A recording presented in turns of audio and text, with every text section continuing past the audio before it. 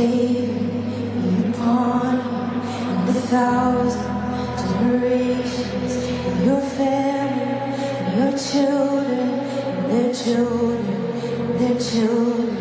May his favor be upon you and 1,000 generations, and your family, and your children, and their children, and their children. May his favor be upon you and 1,000 generations, and your family, and your children, and their children, and their children. May his favor be upon you and 1,000 generations, and your family, and your children, and their children, and their children. May his presence go before you and behind you and beside you, all around you and within you. He is with you.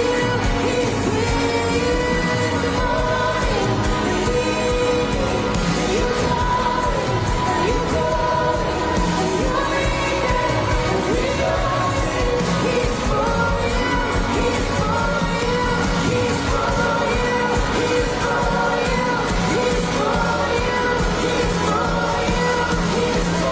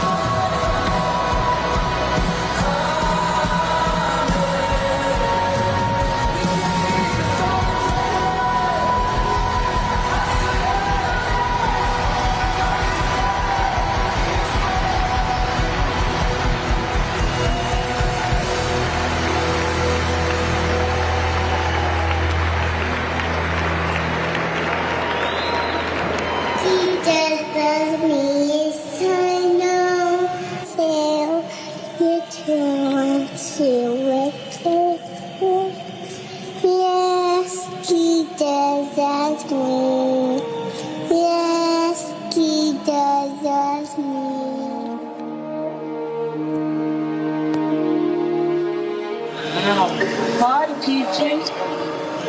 When is your bedtime? Hi, honey. I'll see you in the morning, honey, okay? I'll see you when you wake up, all right?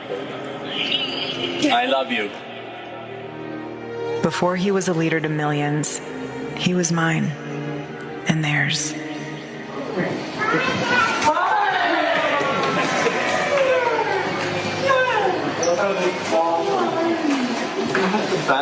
I have to say this without getting emotional, but I'm very proud of my husband. And I know many of you are too. Well, I've never met anyone quite like her. I remember I called Tyler and I said he's going to have to find talent somewhere else. And Tyler was trying to coach me down because he said that she was way out of my league. And he's still right, by the way. I mean, my wife is the best person ever, and she's a patriot, and she's a believer. We don't want to have to be accountable to God when this life passes. And he asks, why did you not trust in me and not fight evil? For young people out there, if you want to find meaning, find something worth taking responsibility for. Yeah. It's been a fun journey, fun ride. It's just getting started. Yeah. I'm grateful for you. Thanks for joining the Charlie Kirk Show. You're welcome. We should do this more often.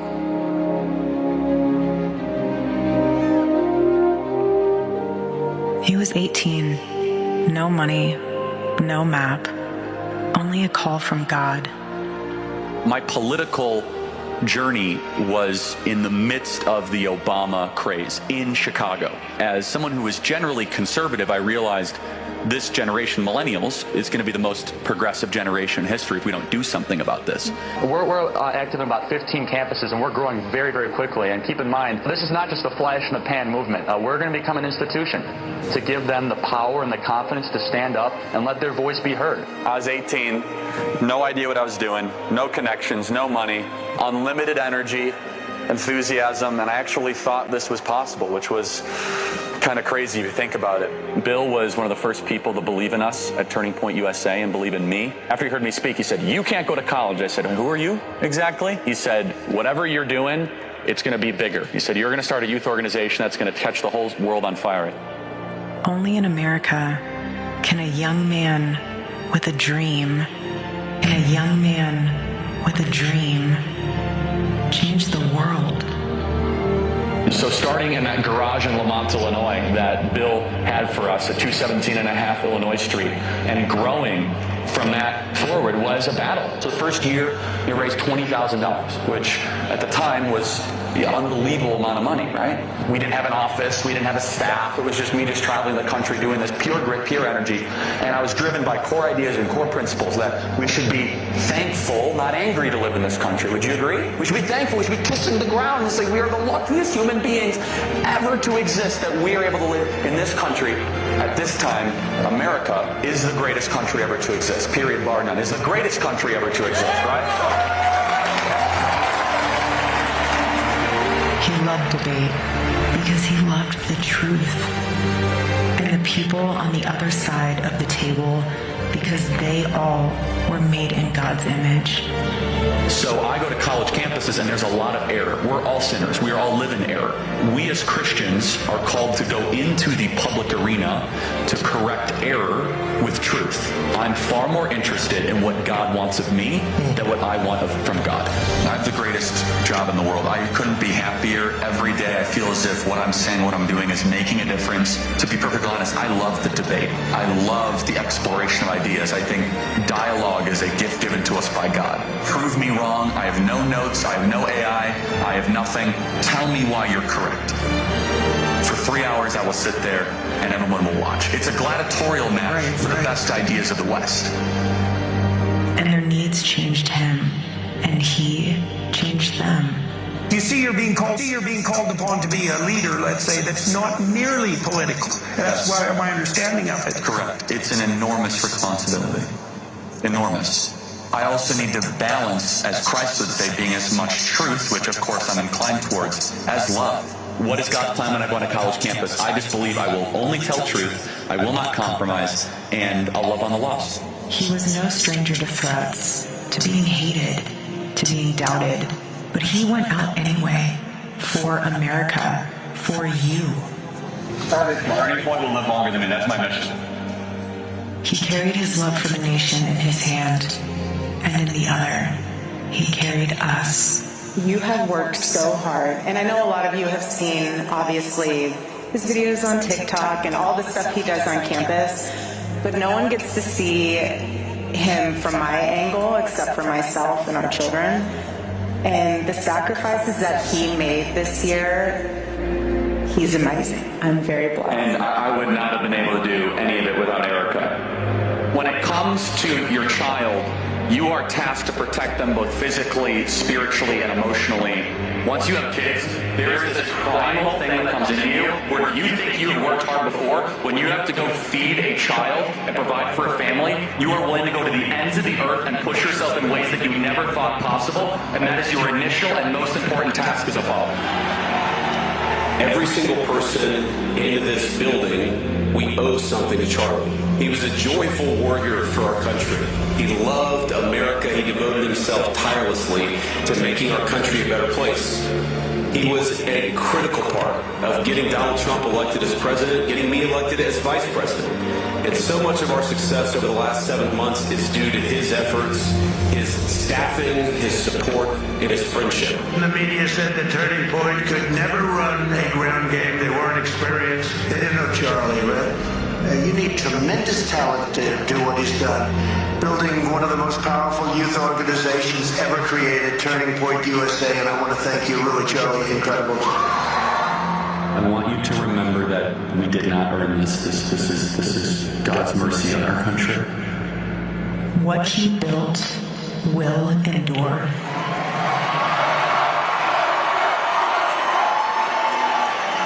Taking the deep, but sometimes the difficult road is the way that you should configure your life. Getting married and having children is a difficult but deep decision that I hope every single one of you make at some point in your life. Because for every single one of you, there are a couple thousand students that wish they could speak out like you did.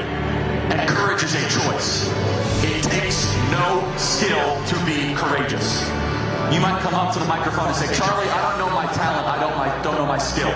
The cool thing about being courageous is you just have to say, I choose to be courageous. What can I do to save the country?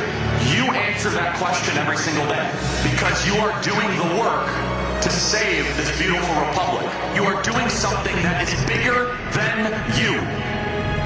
He loved this country. He fought for this country. Now we all live to honor his fight. What young people especially are screaming at is they say, give me a structure that I can live my life by. And especially with young men, more challenging of them, more saying, you know what, honestly, I'm not going to talk down to you. Stop being a boy and become a man. You want to learn what that means? Come to church and I'll tell you what it means to become a man. Because we have the greatest story ever told. If everything completely goes away, how do you want to be remembered? I want to be remembered for courage for my faith. That would be the most important thing. The most important thing is my faith in my life.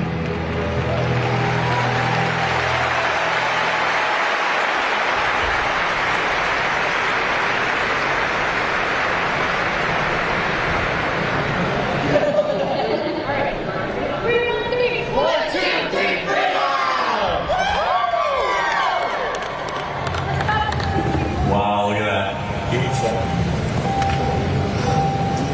Look at that.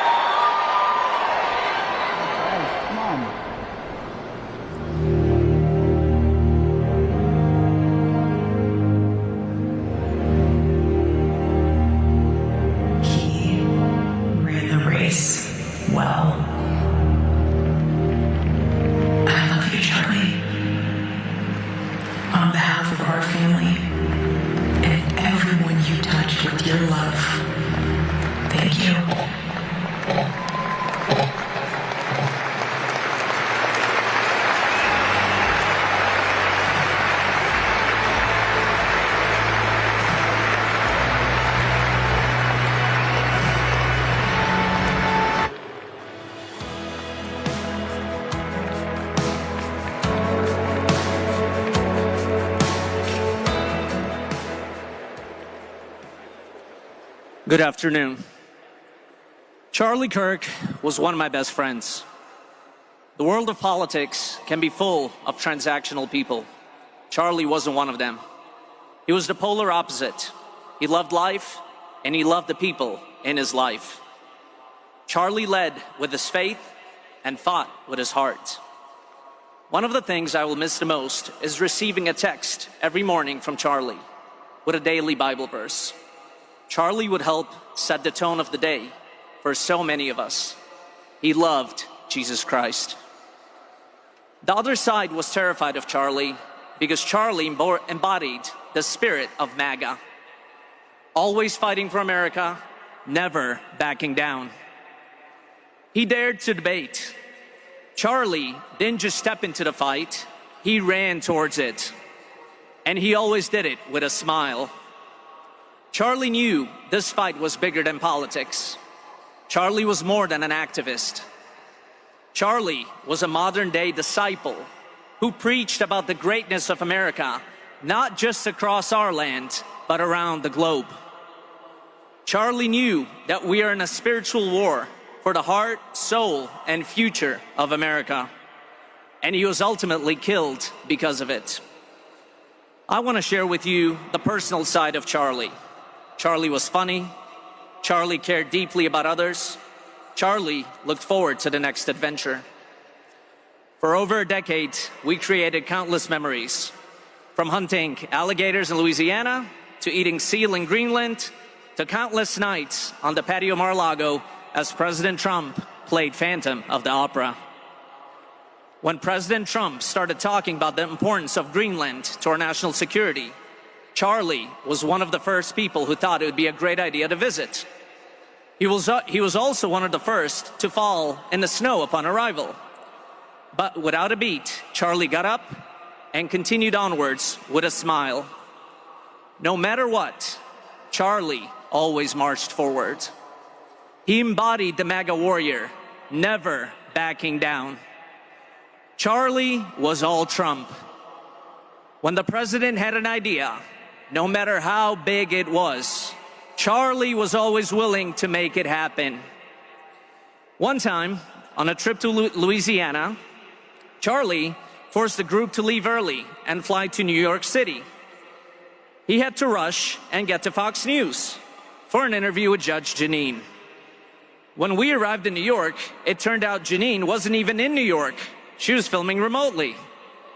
The real reason Charlie was in a hurry, he had dinner plans with the woman who would become the love of his life and the mother of his two beautiful children. Erica, we love you, we support you, and we will always be here for you. After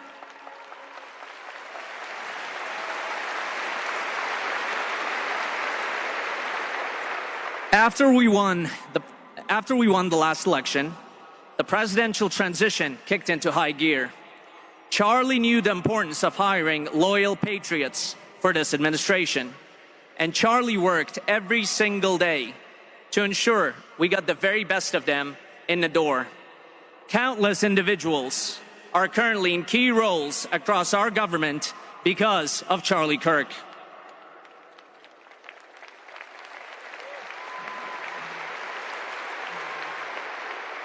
Today, I want to ask every person in this arena and the millions more watching around the world, will you make sure that we continue to build upon what Charlie Kirk started? I want to ask each and every one of you today, if you believe in America, stand up. If you believe Charlie Kirk represented the best of us, stand up.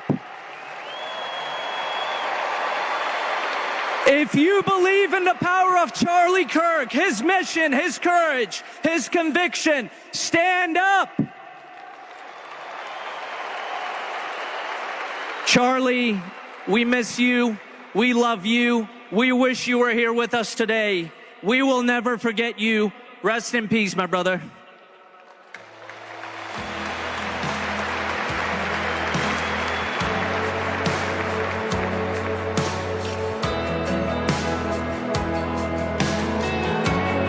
Please welcome to the stage.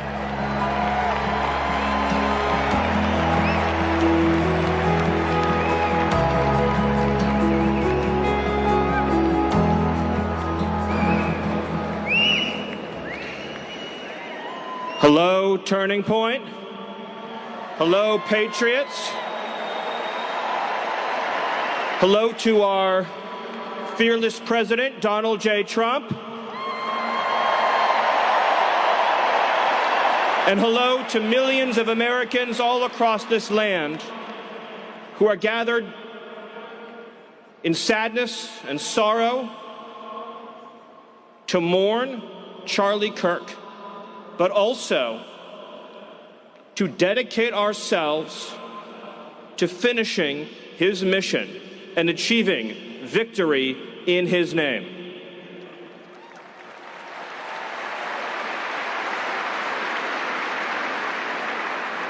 The day that Charlie died, the angels wept, but those tears have been turned into fire in our hearts. And that fire burns with a righteous fury that our enemies cannot comprehend or understand. When I see Erica and her strength and her courage, I am reminded of a famous expression. The storm whispers to the warrior that you cannot withstand my strength. And the warrior whispers back, I am the storm. Erica is the storm. We are the storm. And our enemies cannot comprehend our strength, our determination, our resolve, our passion. Our lineage and our legacy hails back to Athens, to Rome, to Philadelphia, to Monticello. Our ancestors built the cities. They produced the art and architecture. They built the industry.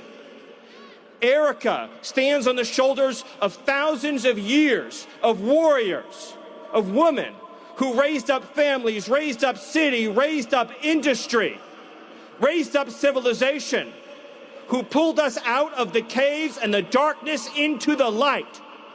The light will defeat the dark. We will prevail over the forces of wickedness and evil. They cannot imagine what they have awakened. They cannot conceive of the army that they have arisen in all of us. Because we stand for what is good, what is virtuous, what is noble. And to those trying to incite violence against us, those trying to foment hatred against us, what do you have?